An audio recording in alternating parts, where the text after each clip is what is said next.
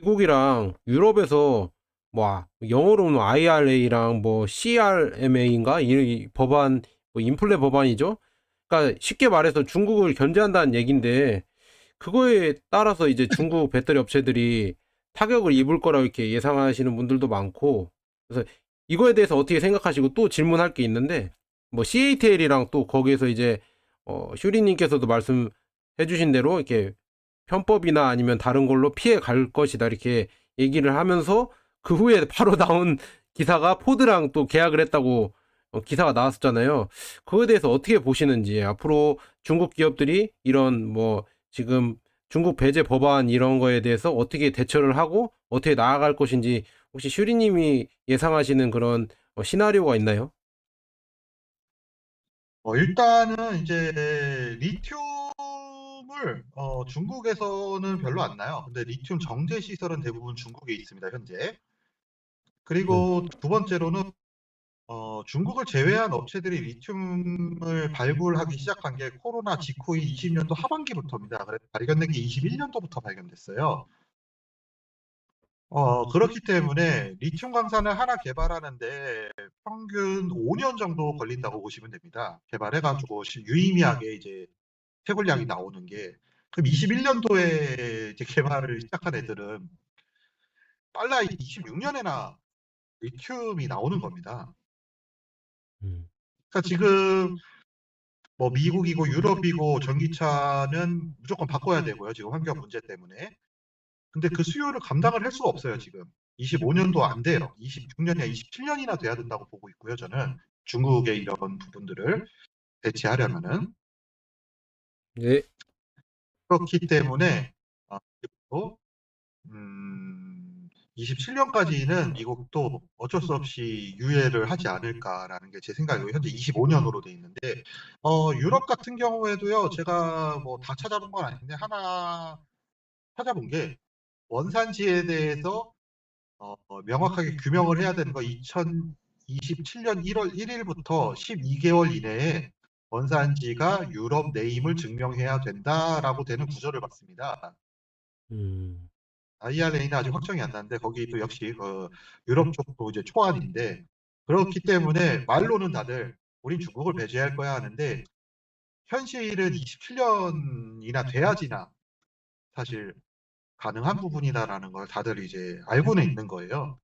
제가 보기에는 그 27년이면 한 5년 남은 거잖아요. 5년이면은요, 중국도 다 이미 그 법안을 피해서 할 수 있는 방법을 다 연구해 놨기 때문에 해 놓을 거고, 이미 더 끝났다고 보고 있는데, 그런 이제 법안이 나올 가능성에 대해서 회피할 부분들에 대해서. 그렇게 하면서 중국의 배터리 부분에서 양산력에 있어서는, 물량 부분에 있어서는, 저가형의 물량, 이런 부분에 있어서는 계속적인 강점을 발휘할 생각합니다.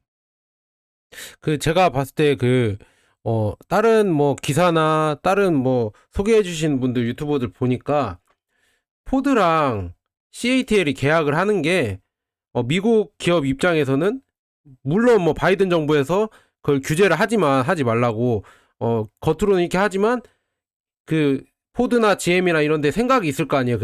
그 회사들은 LFP 쓰고 싶은데 더 LFP를 써야 좀 더 저렴한 가격에 나올 수 있기 때문에 LFP를 써야 되는데 지금 뭐 정부 규제, 정부 눈치 보느라 못하고 있다는데 슈리님이 제가 봤을 때는 저도 그렇게 보거든요. LFP를 미국도 쓰고 싶어 해요. 제가 봤을 때는. 포드가 그래서 지금 이렇게 수면 위로 나온 거고, 이런 계약들이. 다른 기업들도 GM이나 아니면 다른 기업들도 할 수도 있고, 논의할 수도 있고, 특히나 유럽도 그렇고, 슈리님이 보기에는 어떻게 생각합니까? LFP 배터리가, 어, 미국이나 유럽에서, 대중화를 하기 위해서 기업들이 더 채택을 하려고 하는 건지 아니면은 그건 아니고 그냥 일단은 포드랑 CATL 계약만 그냥 이례적인 것인지 어떻게 보시나요?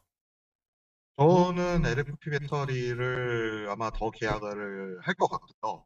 그 이유가 지금 이제 중국에서 나오는 전기차의 대부분에 이제 흔히 말하는 깡통 모델 있잖아요. 음, 이건 다 LFP입니다. 음, 그리고 단계 위트림으로 올라가면 롱레인지나 뭐 이제 퍼포먼스 이쪽으로 올라가면은 다 NCM이에요. BYD를 제외하면은 다 이런 구조입니다.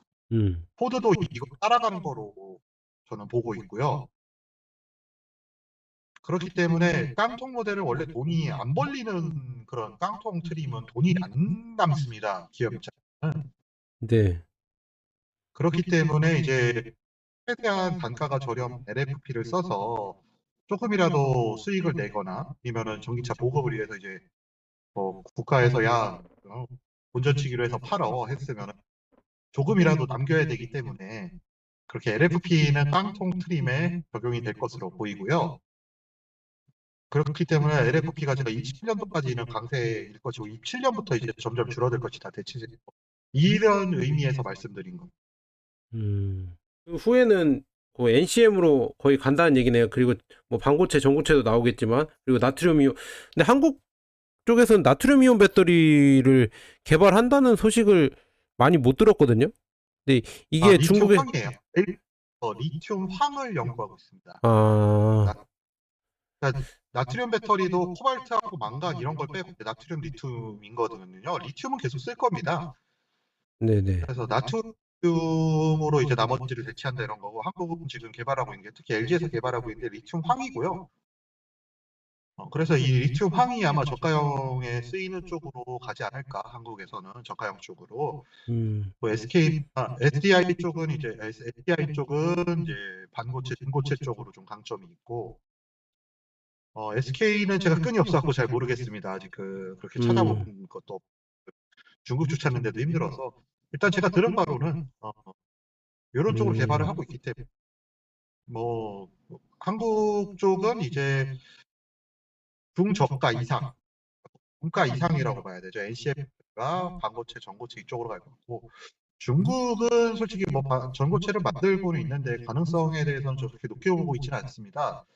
논문을 제가 해석할 능력도 안 되기도 하고요. 아직 논문을 해야지 어느 정도 수준인지 비교를 하는데 아직 제가 중국어가 좀 그래서 시간이 많이 필요해서 거의 못 보고 있는데 근데 이제 나트륨 배터리를 상용화를 이미 시작을 했으니까 이런 중가 이하에서는 이제 계속 중국 쪽이 계속되고 모든 사람이 5천만 원짜리 전기차, 4천만 원짜리 전기차를 살 수 없기 때문에 2천만 원, 3천만 원짜리에선 중국이 계속적인 강세를 가져갈 것이다. 전 세계적으로. 요게 이제 제 예측입니다. 배터리든 자동차든. 그렇군요. 그렇고, 또 CATL 요즘 또 유명한데, CATL이 그런 기사도 나왔잖아요.